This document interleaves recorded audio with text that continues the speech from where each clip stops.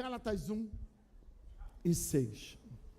Estou muito admirado com vocês, pois estão abandonando tão depressa aquele que o chamou por meio da graça de Cristo e estão aceitando outro evangelho. Obrigado, Deus. Se a tua palavra é a tua igreja, fala conosco, trata com o teu povo, e nós te daremos, como sempre fazemos, honra, glória e louvor, para sempre. Amém. Tome o teu lugar, nesse espírito, e me permita 20, 25 minutos. Paulo está entre a sua primeira e a segunda viagem missionária e escreve à igreja na Galácia, que é uma região composta por várias cidades. Paulo implantou uma igreja na Galácia, pregando o evangelho, pregando a palavra, e agora ele percebe em algo muito estranho acontecendo naquela região. Tem algo muito ruim do ponto de vista do evangelho acontecendo ali. Então Paulo escreve a essa igreja, Paulo escreve a esses irmãos, a essa região, para contestar o que está acontecendo. E o que está acontecendo ali? Há infiltrados no meio da igreja, pessoas que são judeus e que querem confundir a igreja na Galácia. Eu recomendo a leitura do livro, são apenas 6 capítulos, você lê em 20 minutos, meia hora no máximo. Mas é importante que você entenda esse livro. O livro a Carta aos Gálatas, ela é a segunda carta mais importante ou de maior relevância de Paulo, porque é tratada como o segundo evangelho escrito por Paulo. O primeiro, o grande texto áureo, é a Carta aos Romanos. Além dos evangelhos que nós já conhecemos, a Carta aos Romanos é conhecida como a essência do evangelho e o evangelho segundo escreveu Paulo. E a Carta aos Gálatas é uma preciosidade nesse assunto. Então ela é uma explanação do evangelho do Senhor Jesus, da graça de Deus, feita por Paulo. Ela é, assim, extremamente importante e, apesar de pequena, é uma carta muito pesada doutrinariamente e assim, do ponto de vista da explicação da graça, ela também é muito utilizada por todos os teólogos. Então, Paulo, ele percebe agora que há pessoas que estão se infiltrando na Galácia e tentando desvirtuar a igreja, tirando a igreja daquilo que eles receberam, que é o evangelho da graça. E não apenas na Galácia, mas em muitas regiões da Ásia, Macedônia, há muitas pessoas que estão dizendo que os irmãos recém-convertidos, gentios, devem se circuncidar e cumprir a lei para serem salvos. E o evangelho, segundo escreveu Paulo, e também o evangelho do Senhor Jesus, ele é muito claro que a salvação que nós recebemos, ela é por meio da graça, ou seja, por meio de Jesus. A lei não foi suficiente para salvar os homens. Então Jesus, pelo seu sacrifício, garantiu a salvação da humanidade.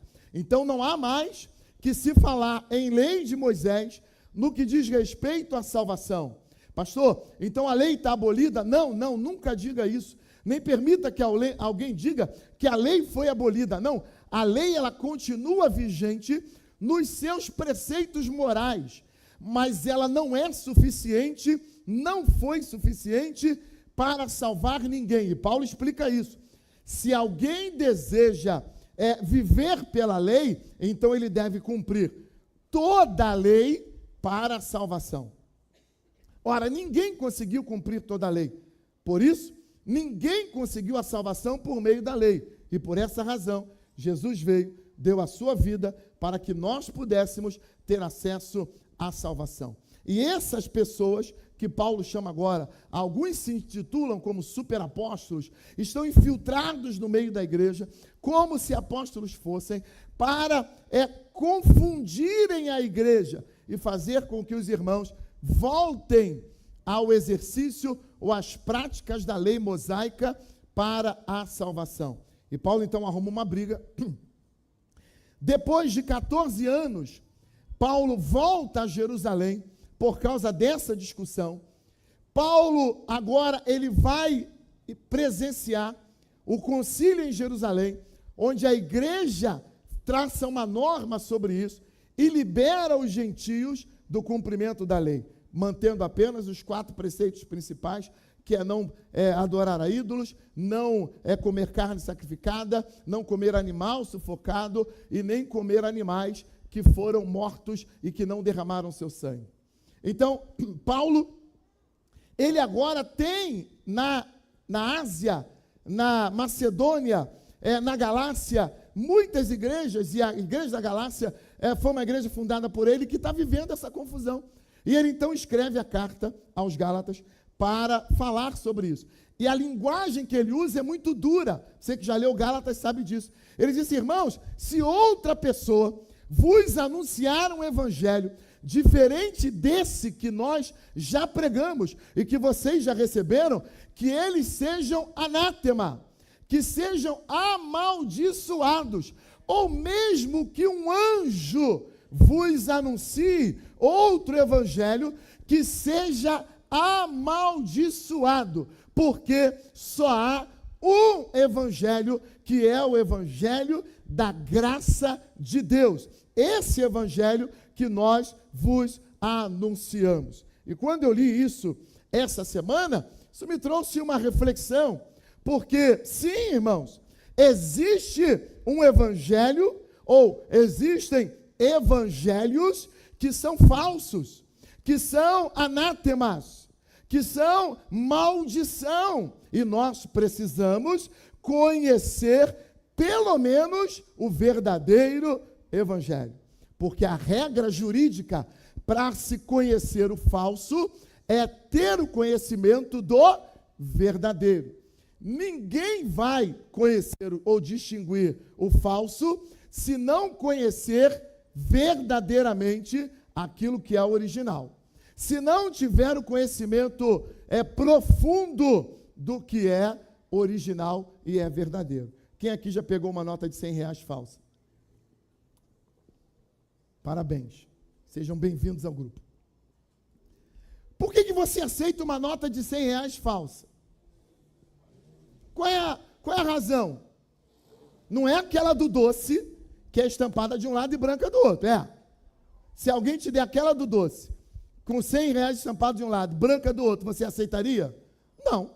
Por quê? Porque isso não é falsificação. Isso não é falsificação. Isso é uma imitação grosseira. Falsificação é aquilo que é muito parecido com o verdadeiro. E aí é que pega. Porque se é muito parecido, pode passar desapercebido, sim ou não? Então nós podemos estar comprando um evangelho falso como se verdadeiro fosse. É o que está acontecendo na Galácia. Os irmãos que ouviram o discurso dos judeus imaginaram que cumprir a lei de Moisés era a realidade, porque eles são gentios. Mas se os judeus estão dizendo que eles precisam se circuncidar, que eles precisam cumprir a lei para serem salvos, deve ser verdade, porque a lei é de Deus, a circuncisão é de Deus, então talvez nós precisemos também nos circuncidarmos para sermos salvos. E Paulo diz, isso não é verdade. Então Paulo tem a preocupação de discorrer na carta aos Gálatas sobre doutrinas fundamentais, princípios fundamentais do Evangelho verdadeiro do Senhor Jesus. Então eu quero, em 10 minutos, falar para você sobre 3 ou 4 pontos desse verdadeiro Evangelho do Senhor Jesus. Número 1, Paulo diz que o verdadeiro Evangelho é cristocêntrico. O verdadeiro, eu fiquei olhando para essa palavra 10 vezes para ver se eu não tinha escrito errado. O verdadeiro Evangelho é cristocêntrico. O verdadeiro Evangelho é? O que significa, pastor? Que ele é baseado, ele é firmado, ele é centrado na pessoa do Senhor Jesus. Qualquer coisa que passar disso, qualquer coisa que fugir disso é maldição. É o que Paulo está falando. O Evangelho verdadeiro, ele tem Cristo como a essência de tudo. Ele subsiste pelo Senhor Jesus. Ele é firmado no Senhor Jesus. Ele é construído no Senhor Jesus. Ele existe pelo Senhor Jesus. E qualquer coisa diferente disso seja amaldiçoado. E aí, quando nós pensamos nisso, nós corremos riscos de inventarmos outros evangelhos, e há pessoas que, se nós não nos cuidarmos, nós podemos construir evangelhos sobre pessoas boas, pessoas inteligentes, pessoas que realmente são muito capazes, e muitas vezes nós somos tentados a construirmos a graça, construirmos um raciocínio do evangelho em cima de pessoas que são pessoas maravilhosas, são pessoas muito boas, mas sabe de uma coisa? Nós não podemos considerar ninguém acima do Senhor Jesus. E eu me lembro disso quando eu olho para Mateus capítulo 16, versículo 16, Simão Pedro tem uma revelação, e ele disse: Senhor, tu és o Messias, ou Cristo, o Filho do Deus vivo. Eu quero saber se você lembra disso. E o que Jesus disse?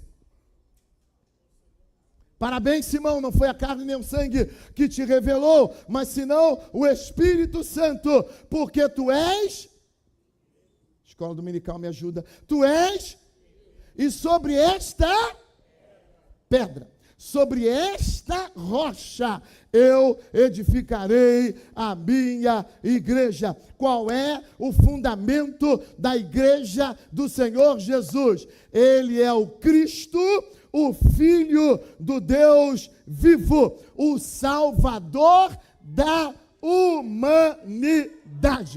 Qualquer um que me disser qualquer outra coisa para me salvar que não seja essa verdade, foi Paulo quem disse: anátema. Não, mas eu li um texto na Bíblia que se encaixa. É anátema, é o que Paulo disse. A verdade sobre a minha e a tua salvação está no fundamento de que Jesus, Cristo, o Filho de Deus, encarnou, e como homem ele viveu, morreu e ressuscitou para nos salvar. E sobre essa rocha a igreja está edificada. Lucas escreveu isso em Atos 4 e 12. Olha o que Lucas disse, leia comigo, 1, 2 e... A salvação...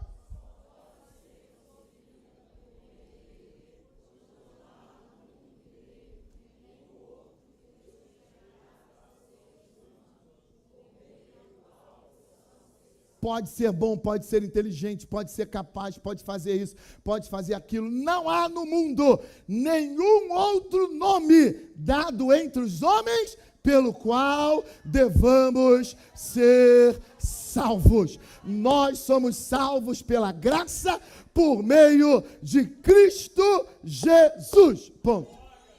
Isso é base do Evangelho. O Evangelho verdadeiro, ele está baseado nessa verdade. Cristo é o centro da igreja. Personalidades não podem ser o centro da igreja. Estruturas não podem ser o centro da igreja. Coisas interessantes não podem ser o centro da igreja. Essa igreja existe para reconhecer que Jesus é o único digno da nossa veneração, da nossa adoração, da nossa reverência, da nossa celebração. Ele é o único. Essa igreja só reverencia, só adora, só celebra a Jesus Cristo, o Filho de Deus. Pastor, mas eu conheço umas situações por aí. Não fui eu quem disse. Se alguém estiver tomando o lugar, ou estiver próximo de Jesus, anátema. Você precisa saber disso. Você precisa conhecer essa verdade. Amém, amados? Amém. E aí Paulo, escrevendo aos Romanos, ele diz assim, sabe por quê? Pois todas as coisas foram criadas por ele, e tudo existe por meio dele, e para ele. Há uma canção que nós cantamos que diz, porque dele, por ele e para ele são todas as coisas. Tudo que nós temos, tudo que vivemos, tudo que somos, tudo que temos, vem dele. Ele estava antes da fundação do mundo e por meio dele todas as coisas foram criadas. Você olha para o lado, você olha para esse irmão bonito que está do seu lado, essa irmã cheirosa que está aí com você, tudo isso foi criado por causa dele. O mundo e todas as coisas que nele existem foram criados por meio dele, e dele é tudo isso subsiste para ele e por meio dele. Por isso que nós cantamos aqui hoje. Poderoso Deus. Poderoso. Tinha que ter um tecladista ali agora tocando, né? Para a gente já entrar no refrão da música e cantar poderoso Deus, mas não tem tecladista. O que me encanta é como ele vem.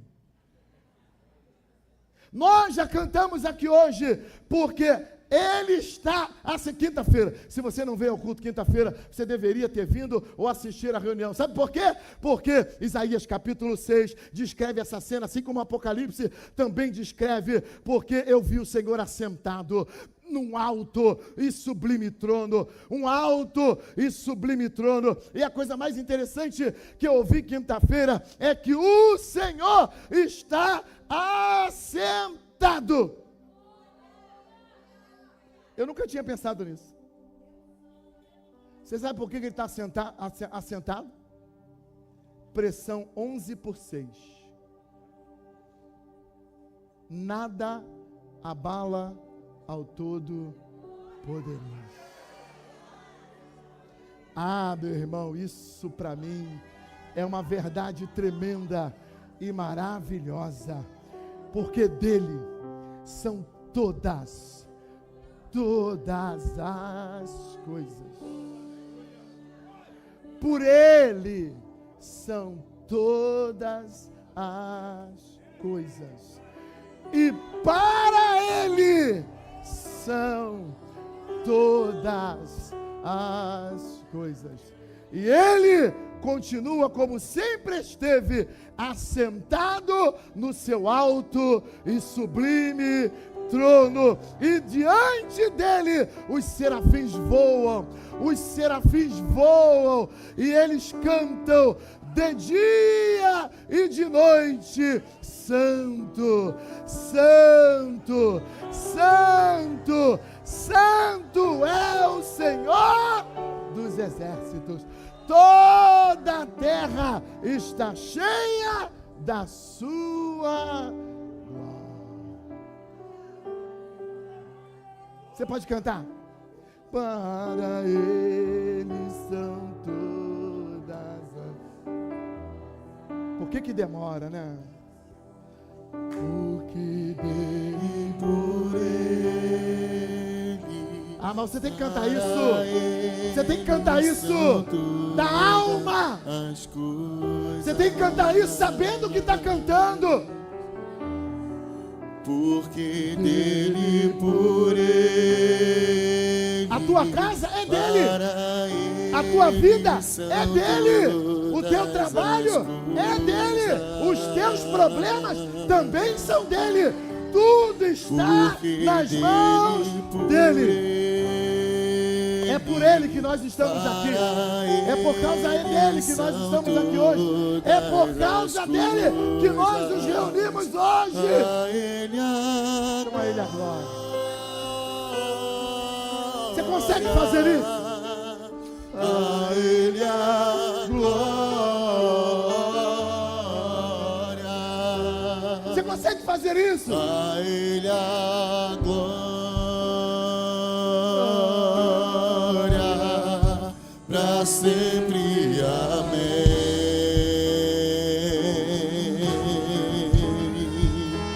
A Ele a glória.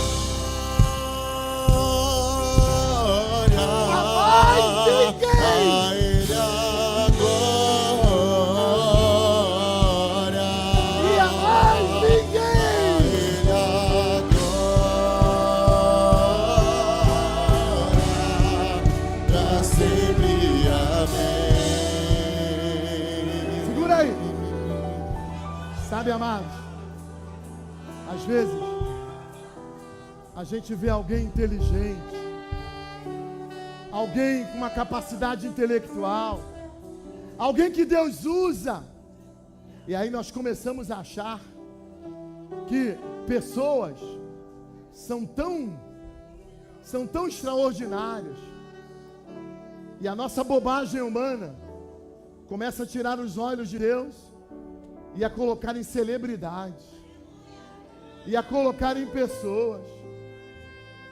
Ah, meus amados, me permitam, e às vezes, descuidadamente, nós estamos fazendo cultos, celebrando celebridades. Nós estamos fazendo culto com o banner das pessoas. Às vezes eu me tremo todo só de ver isso. Quando eu passo e vejo na frente de uma casa de Deus. Porque a casa é de quem? A casa é de quem? E eu me tremo todo, me permitam. Que Deus nos guarde. E eu vejo a foto de uma pessoa na frente da casa que é de Deus. Ah, meus amados, se tem que ter uma foto na casa de Deus, tem que ser a foto dele. Não pode ser a minha, não pode ser a tua. Se a gente precisa homenagear alguém nesse lugar, não é a mim ou a você, é ao Senhor. Sim. A palavra do Senhor diz que a quem honra, honra. Mas nós só adoramos, nós só celebramos a Ele. E é por isso que nós cantamos a Ele a honra, a Ele a glória e a Ele o louvor para sempre. A Ele a glória,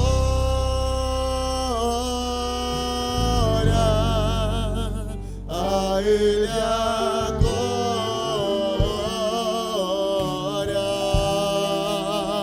a Ele a glória, para sempre.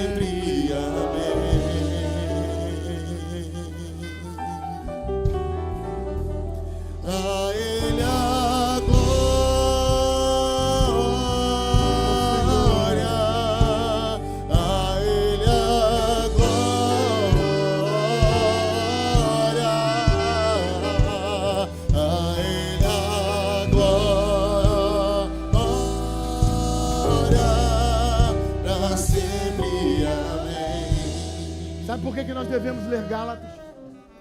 Porque nós devemos olhar e pensar, será que a minha igreja é cristocêntrica mesmo? Será que a igreja que eu estou cultuando ao Senhor, cultua realmente ao Senhor? Será que nós nos reunimos para cultuar ao Senhor? Porque nós corremos riscos, amados. Corremos riscos de escolhermos dias para cultuar ao Senhor, como se Ele estivesse em alguns dias e outros não. Parece que nós selecionamos algumas situações onde parece que o Senhor está mais presente do que outros não. Então nós precisamos rever nossos conceitos, nos reposicionarmos e entendermos que Ele merece ser adorado em qualquer lugar, todos os dias, independente de quem Ele vai usar hoje ou amanhã, independente de quantas pessoas estarão na reunião, Ele merece ser adorado. Ele é o poderoso Deus. Segunda verdade que Paulo me ensina na carta aos Gálatas, pode ficar de pé, que eu não vou conseguir falar as quatro, é que o evangelho verdadeiro, ele é baseado no princípio da autoridade espiritual. Olha aqui para mim. Paulo diz assim: tem uma galera que chegou no meio da igreja e eles se auto-intitulam apóstolos. Aí Paulo explica como Paulo, se tornou apóstolo.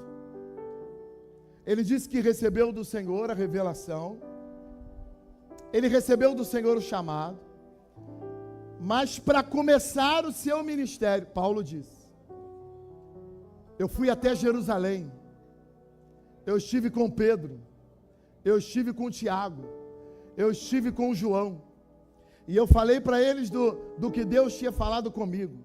E aí Paulo diz o seguinte: e eles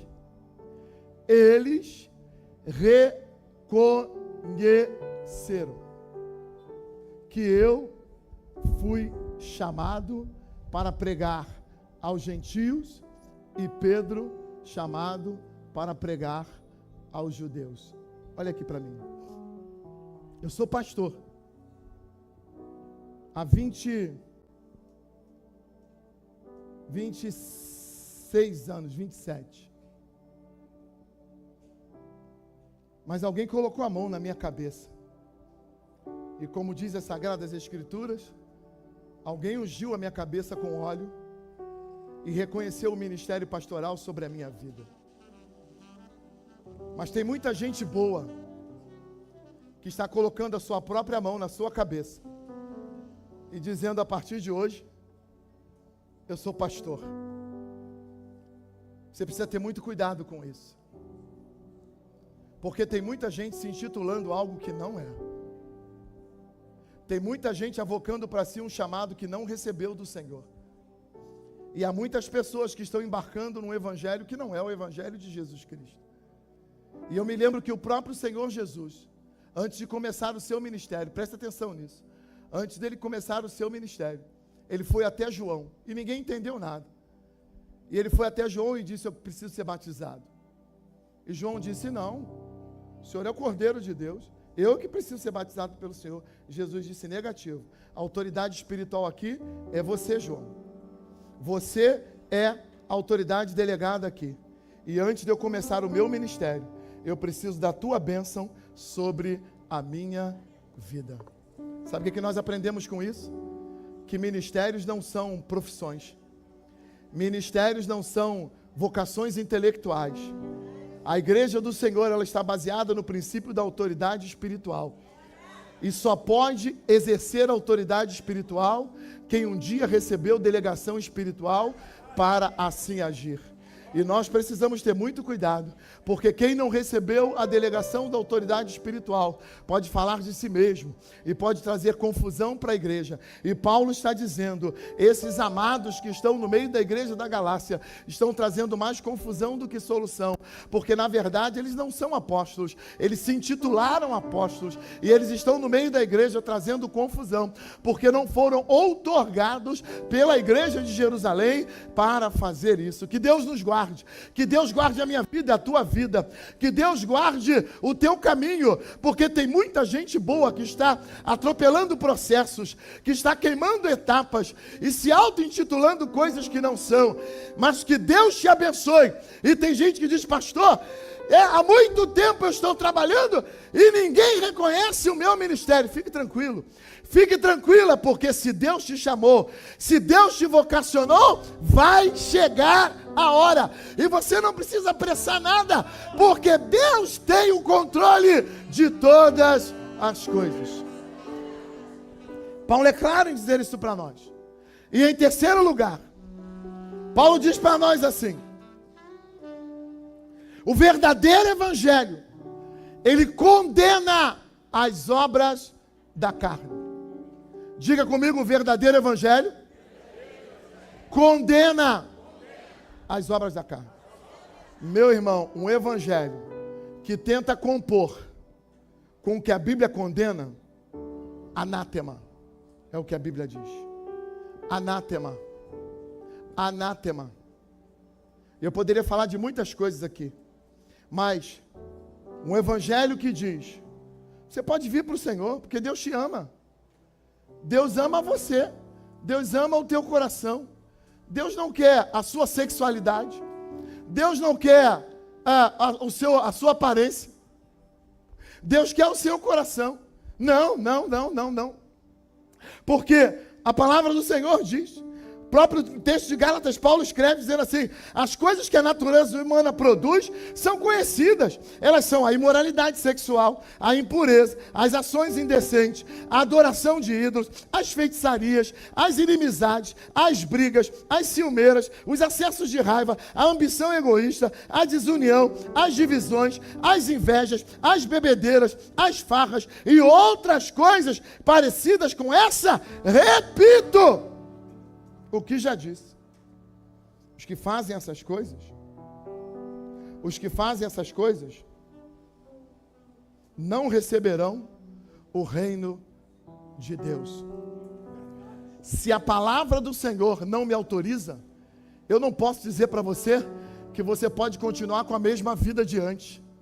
Se a palavra do Senhor condena a tua prática, eu não posso dizer para você que está tudo bem, que a palavra te autoriza, te permite, porque se a palavra proíbe, está proibido e ponto final, e ninguém pode acrescentar ou tirar um tio sequer dessa palavra. Se a palavra de Deus diz que os mentirosos não herdarão o reino, não herdarão o reino. Se a palavra de Deus diz que os afeminados, que os efêmeros, que os imundos, que os prostitutos, que os adúlteros não herdarão o reino de Deus, não herdarão o reino de Deus e ponto. Se a palavra de Deus diz que os idólatras não herdarão o reino, não herdarão o reino.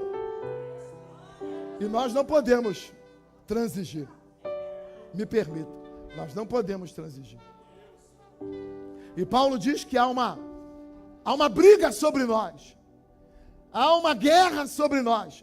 Nós também entendemos esse texto errado de Gálatas 5.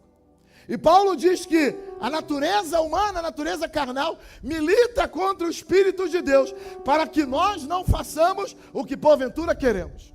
Então a briga é externa. A briga é fora de nós. O Espírito de Deus vem e briga conosco para nós produzirmos o fruto do Espírito. E a natureza carnal briga tentando nos influenciar a promover e a viver nas obras da carne. E a Bíblia diz que nós devemos decidir. É uma briga externa. A carne é uma influência externa para nos levar para o mal. O Espírito é uma influência que está sobre nós para nos fazer conduzir para o bem. Você vai decidir que caminho você vai seguir. Paulo diz que o verdadeiro evangelho, ele não vai abrir mão dessas coisas. Ele não vai abrir mão dos princípios. E ele termina dizendo que o verdadeiro evangelho, ele prega o amor ao próximo como o maior de todos os mandamentos. O amor ao próximo como o maior de todos os mandamentos. Reino de Deus é um reino de relacionamentos. Reino de Deus é um reino de convivência. É um reino de unidade. E não há como nós vivermos o evangelho verdadeiro se não estivermos em unidade e em comunhão com os nossos irmãos. E foi ele quem disse, portanto, sempre que pudermos devemos fazer o bem a todos, mas especialmente aos que fazem parte da nossa família da fé.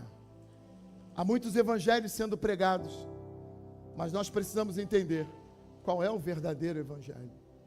Nós precisamos viver o verdadeiro evangelho. E eu só conheço o verdadeiro evangelho se eu conhecer a palavra do Senhor.